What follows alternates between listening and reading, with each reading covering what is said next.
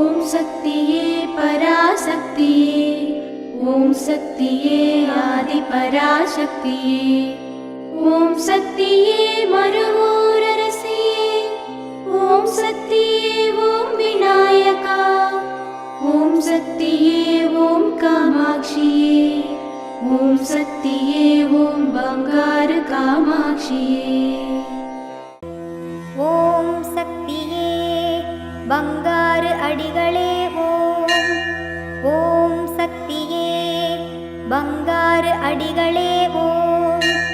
ஓம் சக்தியே பங்காரு அடிகளே ஓம். ஓம் ஓம் ஓம். ஓம் சக்தி. எந்த எதிர்பார்ப்பும் இல்லாமல் நம்முடன் பழகுபவர்களே நம்மிடம் உண்மையான அன்பு கொண்ட ஆன்மாக்கள். இந்த இனிய நாளில் அதனை புரிந்து நடந்து கொள்வோம். அதற்கு நம் அன்னையின் அருள்வாக்கினை பார்ப்போமா? குரு வாழ்க, பங்காரம்மா வாழ்க.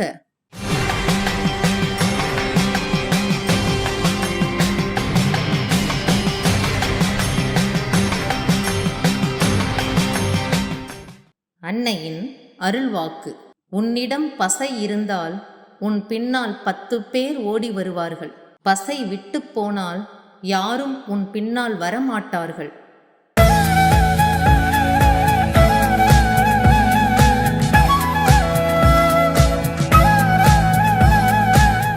மேல்மருவத்தூர் சுயம்பு அருள்மிகு ஆதி பராசக்தி சித்தர் பீடத்தில் கருவறை பணியை இன்று புதுக்கோட்டை மாவட்டம் கோட்டைப்பட்டினம் கிழக்கு ஆதி பராசக்தி வழிபாட்டு மன்றத்தினர் பொறுப்பேற்று செய்கின்றனர். நாளை பெரம்பலூர் மாவட்டம் வெங்கலம் ஆதி பராசக்தி வழிபாட்டு மன்றத்தினர் பொறுப்பேற்று செய்ய உள்ளனர். ஓம் சக்தி.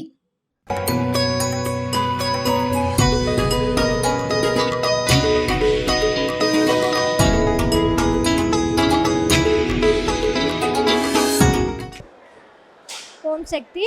குருடி சரணம், திருடி சரணம். சக்தி, நான் கடலூர் மாவட்டம் தச்சக்காட்டு மண்டலத்துலேருந்து வந்திருக்கேன். சக்தி, நம்ம அம்மாவோட அனுபவத்தை சொல்லணும்னா எக்கச்சக்கமாக நிறையா இருக்குது. ஒரு சில அனுபவம் மட்டும் மறக்க முடியாத சம்பவங்கள், அதோட நிகழ்வு.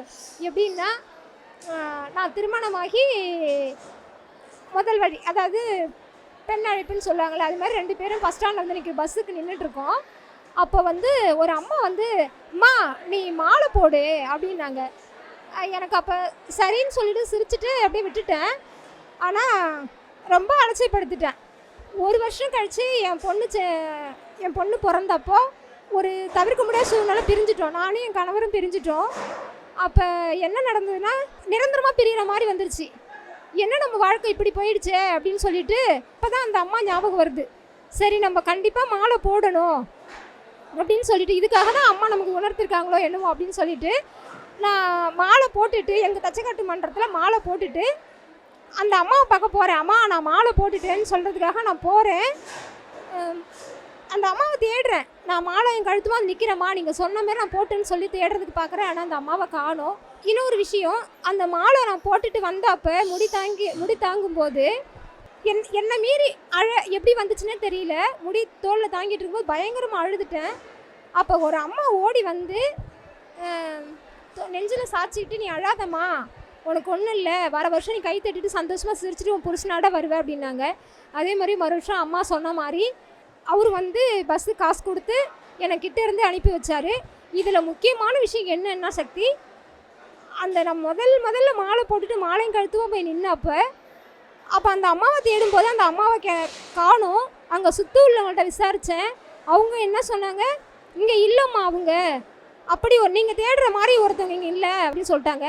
அப்போ தான் நினச்சேன், அப்போ நம்மளை தேடி வந்து மாலை போடுன்னு சொன்னது நம்ம அம்மா தான் அப்படின்னு எனக்கே உணர்த்திருச்சு. அம்மா உணர்த்திட்டாங்க. 2வது, அந்த முடி தாங்கி தோல் மேலே அழுது சாய்ச்சிட்டாங்கல்ல, அப்போ வந்து நான் மறு டைம் ஆறுதல் தேடுறதுக்காக அந்த அம்மாவை தேடி வந்தேன். அம்மா எனக்கு கொஞ்சம் ஆறுதல் சொல்லுங்கம்மா, உங்கள்கிட்ட பேசிகிட்டே இருக்கணும் போல இருக்குது அப்படின்னு சொல்லிட்டு முடித்தாங்கி வச்சுட்டு அவங்கள வந்து தேடுறேன். ஆனால் அவங்கள காணும் சக்தி. முடித்தாங்கி முடிச்சுட்டு வீட்டுக்கு வர வரைக்குமே காணும் அவங்கள.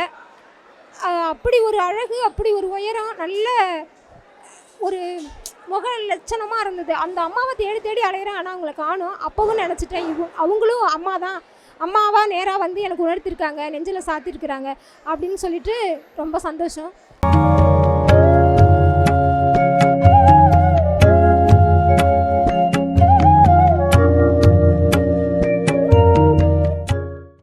ஓம் சக்தி. குரு வாழ்க, பங்காரு அம்மா வாழ்க. அம்மா சோதனை வைக்கத்தான் செய்யும், தளர்ந்து விடக்கூடாது. எத்தனை சோதனை வைத்தாலும் அம்மாவுடன் கூடவே ஓடி வர வேண்டும். அப்படி வந்தால் அந்த சோதனைகள் சாதனைகளாக மாறுவதை அனுபவத்தில் உணர்வீர்கள் என்பது குரு உபதேசமாகும்.